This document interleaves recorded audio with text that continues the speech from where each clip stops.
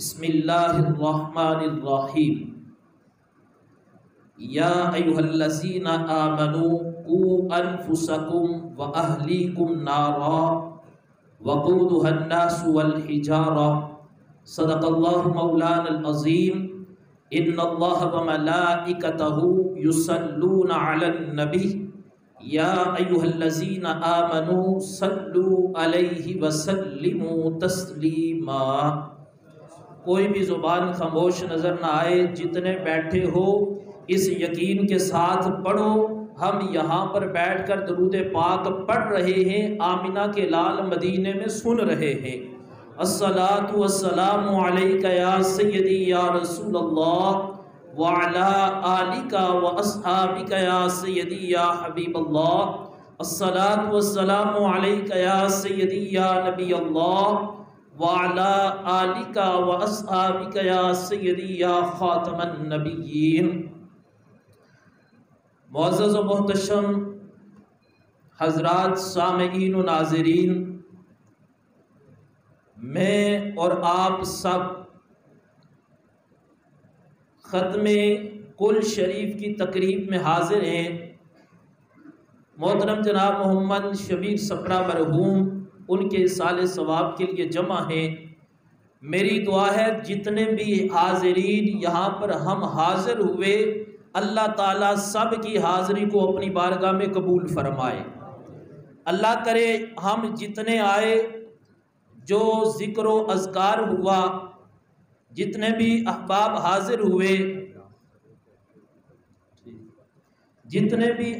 حاضر ہوئے، سب کے ذکر و اذکار کی برکت سے رب ذوالجلال مرحوم کی بخشش و مغفرت فرمائے۔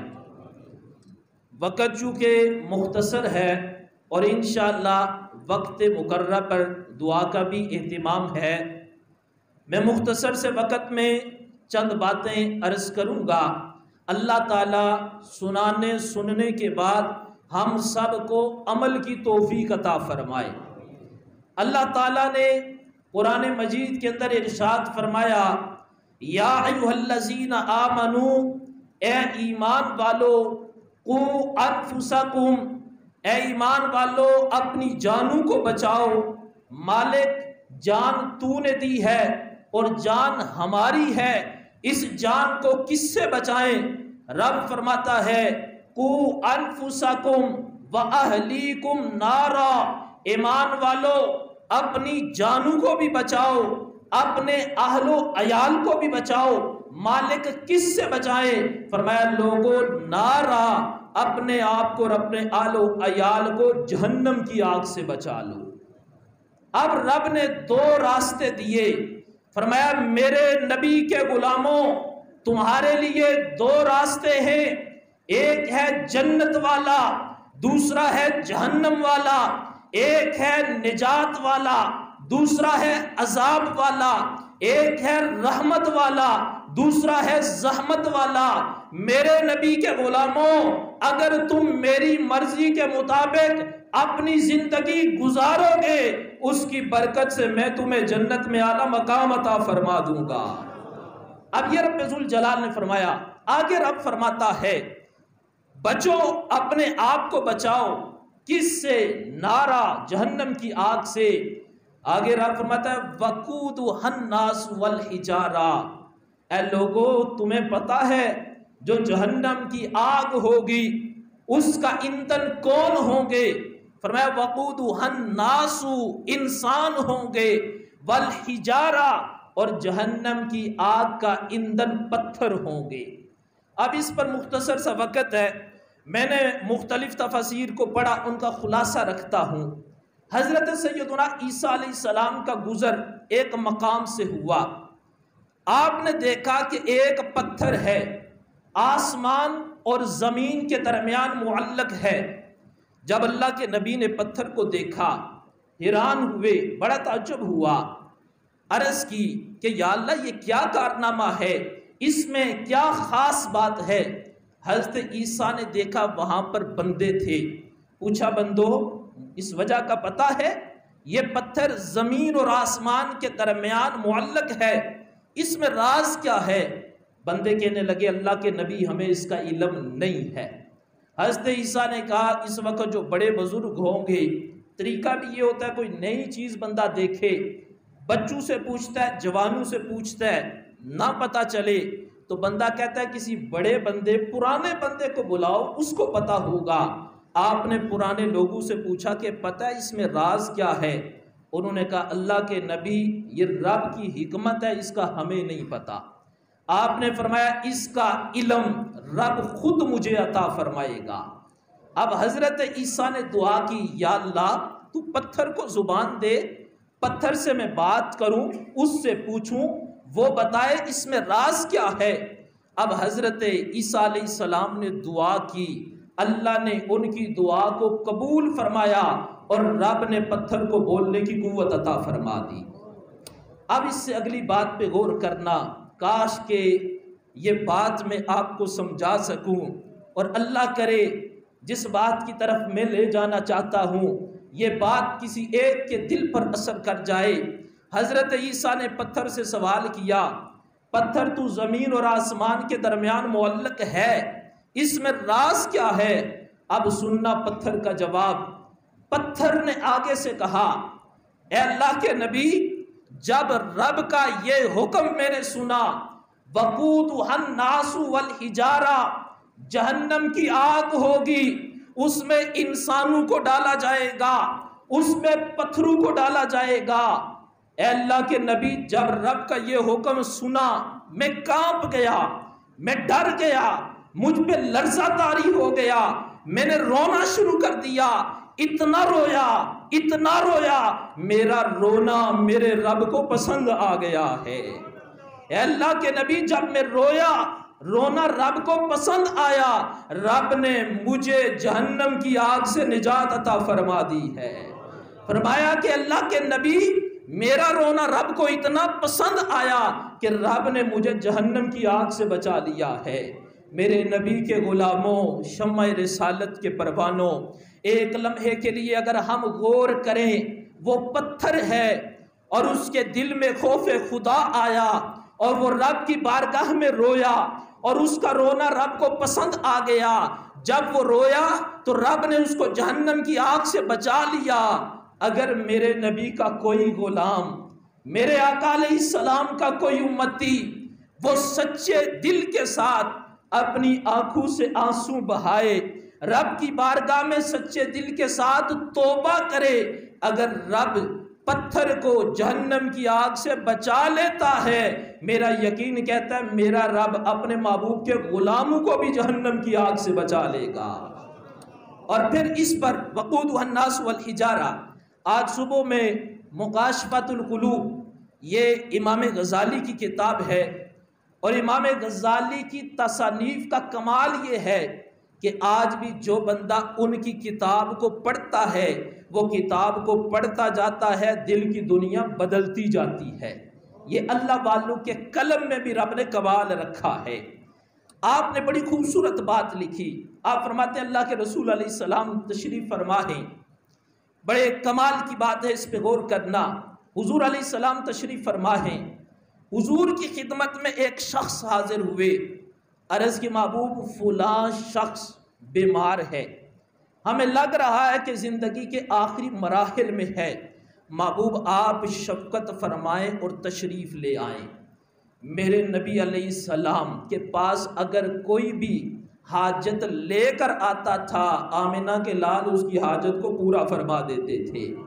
جو منگتا سوالی بن کے آتا تھا، میرے نبی خالی نہیں بھیجتے تھے، اس کی خالی جھولیوں کو بھر کے اس کو واپس بھیجتے تھے۔ اب سوال کیا کہ محبوب وہ زندگی کے آخری مراحل میں ہے، آپ شفقت فرمائیں۔ میرے محبوب علیہ السلام تشریف لے گئے، وہاں پر جب جا کر حضور بیٹھے، چند لمحات حضور علیہ السلام بیٹھے، پھر کیا ہوا؟ وہ شخص جو بیمار تھے، زندگی کے آخری مراحل میں تھے، ان کی روح پرواز کر گئی۔ جب روح پرواز کر گئی، ہوتا تو یہ ہے بندہ پریشان ہوتا ہے، لوگ روتے ہیں، دکھ ہوتا ہے، تکلیف ہوتی ہے، پر جب اس کی روح پرواز کر گئی، میرے محبوب علیہ السلام نے تبسم فرمایا، سرکار نے مسکرانا شروع کر دیا۔ اب صحابہ کو بڑا تعجب ہوا، آپ کو سن کر تعجب ہو رہا ہے، آخر اس میں راز کیا ہے؟ میرے نبی تو دشمنوں کو بھی دکھ نہیں دیا کرتے تھے، اور ادھر تو میرے نبی نے دیکھا بندہ فوت ہوا، حضور نے تبسم فرمایا کتنے کمال کی بات ہے، جب میں نے اس کو کتاب میں پڑھا اپنی قسمت پہ رشک کیا کہ رب نے اپنے نبی کا صدقہ اس امت کو کتنی شان عطا فرمائی ہے۔ اب دیکھنا، جب سوال کیا محبوب بندہ فوت ہوا ہے، بندے روتے ہیں، آپ نے تبسم فرمایا، میرے نبی نے فرمایا صحابہ تمہیں نہیں پتا، جو میں نے دیکھا وہ تم نے نہیں دیکھا، جو میں جانتا ہوں وہ تم نہیں جانتے، جو مناظر میری آنکھوں کے سامنے وہ تمہاری آنکھوں کے سامنے نہیں، محبوب ہمیں بھی تو بتائیں راز کیا ہے؟